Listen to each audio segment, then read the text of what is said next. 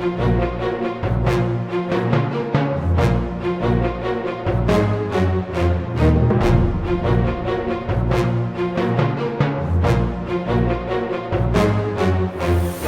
WhatsApp ते ऐं Facebook ते आहियूं। अॼुकल्ह ज़मानो फास्ट फॉर्वर्ड थी वियो आहे। घटि अखरनि में ॾाढो इफेक्टिव मैसेज असां पास ऑन करे सघूं था। असांजे समाज जा अग्रगण्य राम जेठमलानी साहब आहिनि। छो आहिनि? टे कलाक ॿिया वकील ॻाल्हाइनि, राम जेठमलानी 2 मिंट ॻाल्हाए, हारियल केस बि खटी अचे। मां ईंदड़ असांजे सिंधी साहित्य अकेडमी जे प्रेज़ेंटेटर्स खे निमाणी विनती कंदुमि त घटि अखरनि में इफेक्टिव प्रेज़ेंटेशन 5 खां 7 मिंटे में कनि, जीअं ॿियो सत्र टाइम ते शुरू थी सघे। मां घुराईंदुमि हींअर राजस्थान जे ईश्वरलाल मोरवाणी साहब खे, राजस्थान सिंधी साहित्य अकेडमी। तारियूं त वॼायो, तव्हां तारियूं जेतिरियूं वॼाईंदो तव्हांखे राजस्थान वारा बि घुराइण वारा आहिनि। जय झूलेलाल। मंच ते वेठल मुंहिंजा मान वारा सभई भाउर ऐं साम्हूं वेठल मान वारा सभई भाउर भेनरूं, हींअर जेको सरकार चेंज थी त सभिनी खे जीअं ॼाण आहे त जेको असांजा चेयरमैन हूंदा, राज्य मंत्री जो दर्जो हो उन्हनि खे बि, उन्हनि जो हींअर इस्तीफ़ो थियो ऐं असांजो बोर्ड जेको डिजोल्व थी वियो। पर जीअं मां सेक्रेटरी पोस्ट ते आहियां ऐं सेक्रेटरी प्रशासनिक पोस्ट आहे त मां कंटिन्यू कयां पियो। राजस्थान सिंधी अकेडमी जो जेको असांजो ऑफिस जयपुर में आहे ऐं 1979 में इहा अकेडमी बर्पा थी ऐं पहिरीं अकेडमी हिंदुस्तान में इहा राजस्थान जी सिंधी अकेडमी बर्पा थी। इहा बि हिकिड़ी असांजे लाइ गर्व जी ॻाल्हि आहे।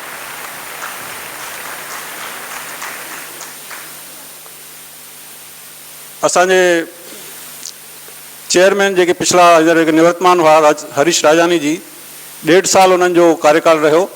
हालांकि 3 सालनि लाइ उहो नियुक्त थिया हुआ, मनोनीत थिया हुआ। त 1.5 साल में अकेडमी पारां क़रीब 50 खां मथे कार्यक्रम असां कया। तमामु सुठा कार्यक्रम रहिया ऐं तमामु बढ़िया असांजो कार्यकाल रहियो, जीअं की काफ़ी भाउर असांजा हिन कार्यक्रम में शामिल थिया हुआ।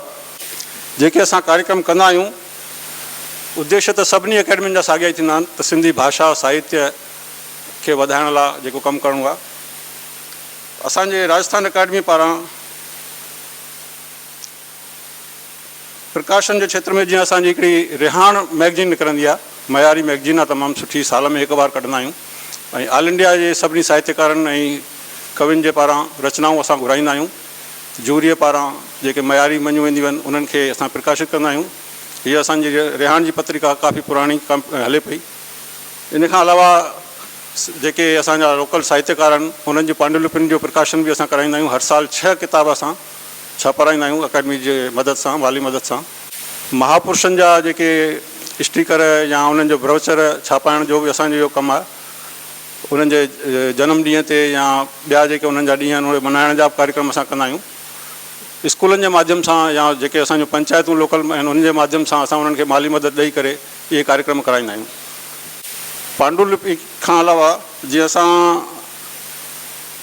महीने में 1 बार अदबी मेड़ कंदा आहियूं, जंहिंमें नवां जेके असांजा साहित्यकार या नवां कविता ॻाइण या कुझु बि रचना पंहिंजी पढ़ंदा आहिनि, अची करे असां ऑफिस में उन्हनि खे घुराईंदा आहियूं ऐं महीने में 1 बार पाण में गॾजंदा आहियूं। नवां उन सां असांजा साहित्यकार घणेई साम्हूं आया आहिनि, उनमें तमामु सुठो असांखे लाभ मिलियो आहे। अकेडमी घणो करे जेके बि कार्यक्रम कंदी आहे अलॻि अलॻि शहरनि में राजस्थान जे, त कंहिं उते जी लोकल संस्था या पंचायत जे माध्यम सां ई कंदी आहे। असां उन्हनि खे माली मदद या जीअं को कवि सम्मेलन करिणो आहे त असां जेके ॿिया कवि घुराईंदा आहियूं उन्हनि खे उते वठी वेंदा आहियूं, उन्हनि जे तरफ़ां उते कार्यक्रम पेश कराईंदा आहियूं। अकेडमी पारां असांजा अवार्ड ॾिना वेंदा आहिनि साल में, जंहिंमें साहित्यकारनि में सभिनी खां वॾो पुरस्कार असांजो थींदो आहे स्वामी पुरस्कार।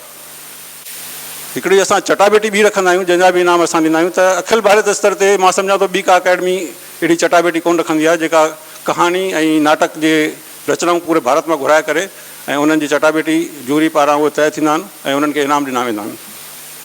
हिकिड़ी त जीअं मूंखे हालांकि चवणु न खपे त हिकिड़ी इहा पीड़ा जी ॻाल्हि आहे त जीअं सरकारूं मटिजनि थियूं ऐं अकेडमियुनि जा जेके सदर आहिनि उन्हनि खे चेंज थो कयो वञे त उन सां असांजो जेको कमु करण जो या समाज जो जेको असां विकास करे रहिया आहियूं समाज में, उन में असांजी रुकावट थी अचे। त मां चाहींदुसि त इन ॻाल्हि ते कुझु असांजा मोतबर जेके आहिनि उहे इनखे खणनि त जेके सरकारूं चेंज थियण सां अकेडमियुनि जा जेके सदर या को जेको उनजो प्रशासन उहो न मटिजणु खपे। त इन खे बि मां सम्झो ध्यानु रखनि। ऐं जेके पिछले मुंहिंजे कार्यकाल में मूंखे जेका हिकिड़ी समस्या मिली त प्राइवेट स्कूलनि में जेके सिंधी पढ़ाइण लाइ घणेई स्कूल चाहिनि था पर असां सिंधी स्कूल पढ़ायूं, सिंधी ॿारनि खे पढ़ायूं सिंधी सब्जेक्ट, त उन्हनि खे मास्तर कोन था मिलनि। ऐं या उन्हनि खे माली मदद लाइ चवनि था भई असांखे मास्तर तव्हां रखो, उन्हनि खे पघारूं ॾियो। त इहो जेको NCPSL जे पारां या कंहिं सेंट्रली ऑर्गेनाइजेशन जे पारां इहो कमु खयो वञे ऐं अकेडमियुनि जे मार्फत सां या ॿिए कंहिं संस्थाउनि जे मार्फत इहे टीचर्स उपलब्ध कराया वञनि त मां सम्झां थो ॾाढो इहो सिंधी भाषा जो विकास थी सघंदो। मां राजस्थान जे सिंधी अकेडमी जे जेके असांजा पूर्व अध्यक्ष मोहनलाल वाधवानी साहब आहिनि, मां उन्हनि खे थोरो निवेदन कंदुसि उहे बि पंहिंजा पुराणा एक्सपीरियंस अची ॿुधाईंदा 2 मिंट, महिरबानी। सम्मानित मंच, प्यारा भाउरो, मानवरियूं भेनरूं, 15 साल पहिरीं मूंखे मौक़ो मिलियो राजस्थान सिंधी अकादमी जे अध्यक्ष जो 3 साले लाइ। राजस्थान हिकिड़ो ग़रीब प्रांत आहे, पाणीअ में बि ग़रीब आहे, पैसे में बि ग़रीब आहे, पर उते जज़्बो वधीक आहे, दान वृत्ति वधीक आहे। सिंध जे पासे जो प्रांत आहे, उते लॻभॻि 2 लख सिंधी परिवार रहंदा आहिनि राजस्थान में ऐं 500 क़रीब पंचायतूं आहिनि, 500 क़रीब संस्थाऊं आहिनि। सौभाग्य सां उन टाइम 25 साल पूरा थिया जॾहिं मां अध्यक्ष ठहियुमि त उहो रजत जयंती वर्ष असां घोषित कयोसीं ऐं उन हिसाब सां सॼे साल उन एक्टिविटियूं कयूंसीं रजत जयंती वर्ष जे हिसाब सां। ॿिए साल वरी असां सिंधी भाषा वर्ष घोषित कयोसीं, उन सॼे साल भाषा वर्ष ते ज़ोर ॾिनोसीं।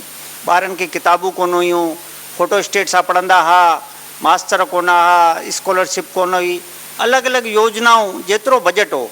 ऐं मां तव्हांखे ताजुब थींदो, उन टाइम बि 20 लख बजट हो राजस्थान जो एक्टिविटियुनि लाइ ऐं अॼु बि 25 लख ई एक्टिविटियुनि लाइ बजट आहे। ऐं उहो बि शायदि लैप्स थी वेंदो आहे, कई दफ़ा अध्यक्ष कोन्हे, कई दफ़ा स्वीकृति कोन्हे, कई दफ़ा कुझु कोन्हे। पर उन टाइम असां हिकिड़ो रस्तो कढियो त इन 20 लख जी एक्टिविटियुनि खे कीअं वधीक वधाइजे। त जेके कार्यक्रम कंदासीं समाज जे सहयोग सां कंदासीं, पूज्य पंचायतुनि जे सहयोग सां कंदासीं। इन जे करे क़रीब क़रीब असांजो बजट 50 लख थी वेंदो, 40-50 लख रुपया। 20 लख सरकार ॾींदी त 20-30 लख रुपया असांखे समाज जो बि सहयोग मिलंदो हो। उन जे आधार ते असां इहे सभु एक्टिविटियूं कंदा हुआसीं। सॼे साल जी प्लानिंग साथ कंदा हुआसीं, उन जो टाइम टेबल हर महीने जो ठाहे छॾींदासीं, अलॻि अलॻि दायित्व बांटींदा हुआसीं। तंहिंखां पोइ मेन जेको असां टारगेट ठाहियोसीं, असांजी नई पीढ़ी जेकी सिंधी समाज सां धीरे धीरे भाषा सां संस्कृति सां कटिजे पई, उनखे कीअं वापसि जोड़िजे। अॼु जेको हिसाबु लॻायूं पिया, अॼु असांखे आज़ादु थिए 70 साल खां वधीक थिया आहिनि, असां भाषा जी दृष्टि सां ऐं संस्कृति दृष्टि सां 70% ग़रीब बि थी विया आहियूं। माने हर साल 1% असां पोइते पिया वञूं ऐं आर्थिक दृष्टि सां असां 1% अॻिते पिया वधूं। माना अॼु सिंध जॾहिं छॾे आयासीं असां 70% ग़रीब हुआसीं, अॼु 70% साहूकार आहियूं। लेकिन भाषा जी दृष्टि सां असां उन टाइम 100% हुआसीं, अॼु असां 70% ग़रीब थिया आहियूं। इहो जेको बि कारण आहे उहो मां सम्झां थो उन जो ॾोह असांजी सोच खे ॾिजे। असांजी सोच अगरि पॉजिटिव हूंदी त मां सम्झां थो इहे सभु समस्या ॾाढी वॾी कोन्हे। इन दिशा में मूंखे राजस्थान में भारतीय सिंधु सभा जे अध्यक्ष पद जो बि दायित्व हींअर हिन साल मिलियो आहे। मां पुठे 10 सालनि खां उन जो बि कमु कयां पियो। असां हिकु नई सोच डेवलप कई, पंहिंजा राधा कृष्ण जी भाग्या जंहिं हिकिड़ो नओं कॉन्सेप्ट ॾिनो मूंखे असांखे कि ॿारनि खे समर कैंप लॻायो। उन्हनि सिर्फ़ु हिकिड़ो सिलेबस ॾिनो, हिकिड़ी फ़ोटो कॉपी जूं 50 पॉइंट्स ॾिनियूं। इन जे बेस ते असांखे हिकु आइडियो मिलियो, उन बेस ते असां कमु शुरू कयोसीं। उन जी हिकु बुकलेट नई बुक छपाईसीं ऐं उन बुक जे बेस ते समर क्लासेज सिंधी बाल संस्कार शिविर जे नाले सां शुरू कयासीं, समर कैंप जे नाले सां न कयासीं। तव्हां ताजुब कंदा त उन टाइम पहिरें साल 2013 में मुश्किल सां 23 कैंप लॻा। अॼु लगातार हर साल उहे वधंदे वधंदे 100 कैंप लॻनि पिया। असांजो टारगेट आहे घटि में घटि उहे 500 कैंप लॻनि राजस्थान में। ऐं 100 कैंप में बि तव्हां ताजुब कंदा, असां 1 रुपयो बि असां उन्हनि खे मानधन कोन ॾींदा आहियूं, के बि टीचर खे 1 रुपयो बि न। हू किताब बि जेको ॿारनि खे मिलंदो उहो पंहिंजे पैसनि सां वठंदा आहिनि, ऐं हुननि खे रोज़ु ॿारनि खे नाश्तो मिलंदो आहे। ऐं नाश्तो केरु ॾींदो आहे? पंचायतुनि जा माण्हू ईंदा आहिनि, उहो रोज़ु सुबुह जो ॾीओ ॿारे वेंदा आहिनि, अॼु जो नाश्तो मुंहिंजे तरफ़ां ॿारनि खे 1000 1500 2000 रुपया उते कढी ॾेई वेंदा आहिनि कि अॼु ॿार जेॾी महिल वञनि नाश्तो करे घर वञनि। उनखां पोइ जॾहिं उन 15 ॾींहंनि जे कैंप जो रोज़ु 3-4 कलाक उहो जॾहिं कैंप ख़तमु थींदो आहे, 3-4 कलाक रोज़ु हलंदो आहे, नाश्तो मिलंदो आहे। 15 ॾींहंनि खां पोइ जॾहिं उन्हनि कैंपनि जो समापन थींदो आहे, तव्हां ताजुब कंदा उन्हनि सभिनी ॿारनि जा जेको 15 ॾींहंनि में उन्हनि सिखियो आहे उहे उते प्रदर्शन कंदा आहिनि, ऐं उहे उन प्रदर्शन जे बेस ते उन्हनि सभिनी ॿारनि खे सर्टिफिकेट मिलंदो आहे, इनाम मिलंदो आहे, ऐं उन सां गॾु उन्हनि खे स्पेशल डाइट मिलंदी आहे। गॾोगॾु जेके क़रीब क़रीब उन्हनि जा माता पिता सभु ॾिसणु ईंदा आहिनि, सॼो शहर सॼो ॻोठु ॾिसणु ईंदो आहे, त हुननि खे हिकु ताजुब थींदो आहे जेको असांजो ॿारु अंग्रेजी स्कूल में पढ़ंदो आहे उहो पढ़ंदो आहे जंहिं कॾहिं ज़िंदगीअ में सिंधी अखर न ॻाल्हायो आहे, ऐं मंच ते बीह करे उहो सिंधी पोइंट्स पियो ॻाल्हाए, बैत पियो ॻाल्हाए, ऐं हुन जे अंदरि जेकी हिकु हीन भावना हुई कि मां सिंधी ॿारु आहियां, सिंधी नथो ॻाल्हाए सघां, उहा हिचक असांजी उन जे ॿारनि जी कढंदा आहियूं। उते न को असां उन्हनि खे लिखाईंदा आहियूं, न को पढ़ाईंदा आहियूं, सिर्फ़ु इन एक्टिविटी 12 एक्टिविटियूं आहिनि, सिंधी पोइम्स आहिनि, नाटक आहिनि। पोइ जंहिं ॿार जी जंहिंमें रुचि हूंदी आहे, हर ॿारनि एक्टिविटियुनि में एक्सपर्ट कोन ठहींदो आहे, लेकिन को के एक्टिविटी में एक्सपर्ट ठहींदो आहे, को के एक्टिविटी में एक्सपर्ट ठहींदो आहे, त उहो उनजो प्रदर्शन उनखे उहो कार्यक्रम में मौक़ो ॾींदा आहियूं, त उन्हनि घर वारनि खे, ॿारनि खे, ॾाॾनि खे एॾी ख़ुशी थींदी आहे कि हू पंहिंजी तरफ़ां इनाम ॿियो ॾेई वेंदा आहिनि कि असां सभिनी ॿारनि खे तव्हां इनाम ॾियो। असां इहे सभु ॻाल्हियूं जेके चालू कयूं आहिनि, इन्हनि में अकादमियुनि जो बि रोल थी सघे थो। मां NCBL जो मेंबर बि आहियां, मां हिते लिखी ॾिनो आहे कि जेके पाण कोर्स हलाया आहिनि, सर्टिफिकेट जा कोर्स, इन्हनि खे तव्हां इन टाइप सां बि शुरू करायो। साल में 40 हफ़्ता माने वीकली 2.5 कलाक ॿारनि खे घुरायो। अगरि इहे जेकी असांजी ग़रीबी भाषा जी संस्कृति जी दूरि करणी आहे, परे करणी आहे, त उन ॿारनि खे, नंढे ॿारनि खे असांखे वीकली घुराइणु खपे। ॿी ॻाल्हि जेकी हिते असांजे भाउ मोरवानी साहिबु चई, प्राइवेट स्कूल तयारु वेठा आहिनि, उन्हनि खे स्कॉलरशिप मिले बि ॿारनि खे 1000 रुपया अकादमी तरफ़ां, पर उन जे बदिरां उन्हनि टीचर कोन पिया मिलनि ॿारनि खे। तव्हां सिर्फ़ु असांजा अॼु 99% ॿार, सिंधी ॿार प्राइवेट स्कूलनि में पहुची विया आहिनि, उते सिर्फ़ु तव्हां टीचरनि खे कलाक जे हिसाब सां पेमेंट कयो, NCBL करे, अकादमी करे, केरु बि करे, त हू ॿार तयारु थींदा, सब्जेक्ट सां जुड़ंदा। चाहे न ॿियो न हुजे त ही घटि में घटि जेके असांजा सर्टिफिकेट कोर्स आहिनि, इहे असां हिते शुरू करायूं, स्कूलनि में करायूं, कीअं बि चाहे कहिड़ी बि संस्था जे माध्यम सां करायूं, मतिलबु टीचर उपलब्ध करायूं, त मां सम्झा थो इहे जेकी 70% असांजी ग़रीबी आहे इहा ख़तमु थी सघे थी। हीअ गई साल राजस्थान में तव्हांखे ध्यानु हूंदो, सिंधी भाषा स्वर्ण जयंती वर्ष मल्हायोसीं। सिंधी भाषा खे मान्यता मिली 1967 में राजस्थान में। उन जे नाते 7 रथ यात्राऊं कढियूंसीं असां, ऐं उहे 9 ॾींहं हलियूं रथ यात्राऊं हलियूं, 110 ॻोठ कवर कयूं। चाहे जिते 1,00,000 घर आहे उते बि उन यात्रा वई, जिते 30 घर आहे उते बि उहा रथ यात्रा वई। हिकु नओं जज़्बो पैदा थियो। ईअं सम्झो उन्हनि जो एतिरो स्वागत थियो जीअं कोई चेटीचंड जा जुलूस निकिरंदा आहिनि, ऐं उहे जॾहिं रथ यात्राऊं सफल थियूं त असांखे कॉन्फिडेंस पैदा थियो। असां हिकिड़ो सिंधु महाकुंभ आयोजित कयो, जंहिंमें देश जे प्रधानमंत्री खे, राष्ट्रपति खे, ॿियनि मंत्रियुनि खे असां सॾु करायोसीं। उन्हनि जा संदेश आया ऐं उन में क़रीब 12,000 माण्हू गॾु थिया। उन में असां 5 ई मांगू फ़क़ति रखियूं सिंधी भाषा ऐं संस्कृति खे बचाइण लाइ। उहे मांगू सिर्फ़ु मां तव्हांजे ध्यान में थो आणियां। पहिरीं मांग हुई सेंट्रल सिंधी विश्वविद्यालय, ॿी मांग हुई चेटीचंड ते छुटी, टी मांग हुई राजपथ ते असांजी झांकी निकिरे, ॿियनि प्रांतनि जी निकिरे थी त हिकु सिंधी समाज जी बि झांकी निकिरे।